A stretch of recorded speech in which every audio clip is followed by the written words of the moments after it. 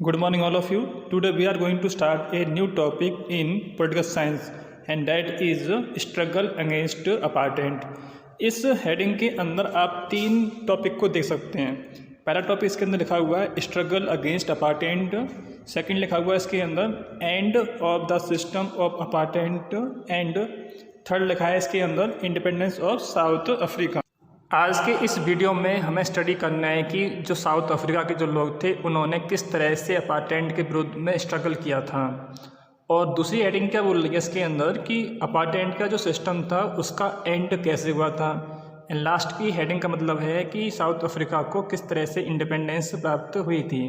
तो इस तरह से एग्जाम में तीन तरह से क्वेश्चन पूछा जाता है और तीनों का आंसर सेम ही होता है, इसलिए यहाँ पर तीन तरह की हेडिंग यहाँ पर लिखी गई हैं। तो आइए स्टार्ट करते हैं आज का टॉपिक। 1950 से ही जो ब्लैक लोग जो थे, साउथ अफ्रीका के जो ब्लैक पीपल थे और जो इंडियन थे, उन लोगों ने अपार्टेंट के विरुद्ध में लड़ाई करना स्टार्ट कर दिया था। इन लोगों ने कई सारे मूवमेंट लॉन्च किए और कई सारी इन लोगों ने हड़ताल भी की थी। अफ्रीकन नेशनल कांग्रेस जो थी वो एक मेन पार्टी थी जिसके अंडर में अपार्टेंट के विरुद्ध में मूवमेंट लड़ा गया था, इसलिए इस पार्टी को अम्ब्रेला ऑर्गेनाइजेशन बोला गया। अम्ब्रेला का मतलब होता है छाता।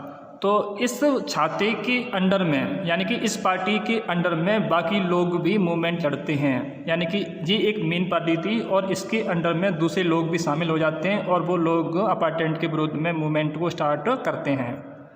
जैसा मैंने आपको बताया कि अफ्रीकन नेशनल कांग्रेस जो थी एक अम्ब्रेला ऑर्गेनाइजेशन था, यानी कि वो एक मेन पार्टी थी जिसके अंडर में बाकी लोग भी शामिल हो जाते हैं। तो ठीक यहाँ पर लिखा हुआ है कि बहुत सारे लोग ऐसे थे एंड बहुत सारे ऑर्गेनाइजेशन ऐसे थे वो उस पार्टी के साथ में मिल जाते हैं। क्यों मिल जाते हैं? क्योंकि उन्हें लड़ाई लड़नी थी किसके विरुद्ध में? अपार्टेंट के विरुद्ध में। अफ्रीकन नेशनल कांग्रेस के साथ में कौन कौन से लोग ऐड हो जाते हैं, जैसे कि worker union, communist party and बहुत सारे ऐसे वाइट लोग भी थे जो काफ़ी सेंसिटिव थे। इसका मतलब क्या होता है? संवेदनशील।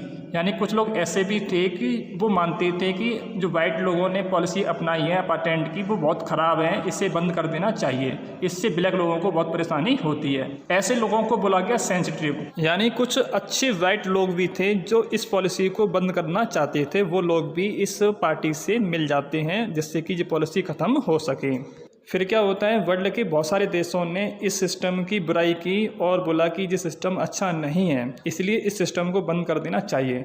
लेकिन जो कॉलोनियल गवर्नमेंट थी उसने उनकी बातों को नहीं माना और वो वहाँ पर रूल करती रहती है। कैसे रूल करती है?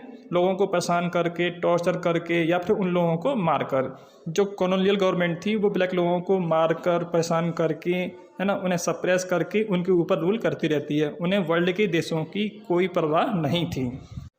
दूसरी तरफ जो ब्लैक लोग थे एंड कलर लोग थे उन्होंने भी अपने मूवमेंट को बंद नहीं किया, वो अपने मूवमेंट को कंटिन्यू करते रहते हैं। जब मूवमेंट लगातार इंक्रीज होता चला जाता है तो गवर्नमेंट को रियलाइज़ हो जाता है कि इस तरह से वो ब्लैक लोगों को एंड कलर लोगों को अधिक समय तक दबा के नहीं रख सकते हैं। यानी कि गवर्नमेंट को एहसास हो गया कि वो लोग इनके ऊपर अत्याचार करके लंबे समय तक रूल नहीं कर पाएगी।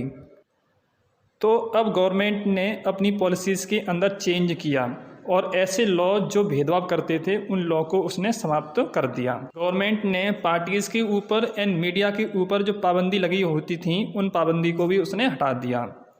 एट लास्ट 26 अप्रैल 1994 को साउथ अफ्रीका को इंडिपेंडेंस प्राप्त हो जाती है और जैसे ही उन्हें इंडिपेंडेंस प्राप्त हुई उसी दिन से अपार्टेंट का सिस्टम भी खत्म हो जाता है। तो आपने हेडिंग के अंदर देखा था, हेडिंग में क्या लिखा था कि साउथ अफ्रीका को इंडिपेंडेंस कैसे प्राप्त होती है, तो आप इन्हीं पॉइंट को लिखेंगे। एक पॉइंट और था हेडिंग के अंदर कि साउथ अफ्रीका में किस तरह से अपार्टेंट की पॉलिसी का एंड होता है, तो आप इन्हीं पॉइंट को लिखेंगे। एंड लास्ट में क्या लिखेंगे कि इंडिपेंडेंस प्राप्त होने के बाद में उस पॉलिसी का एंड हो जाता है।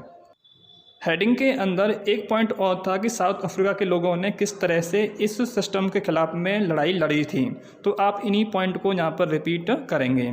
तो इस तरह से तीनों हेडिंग का एक ही आंसर होगा।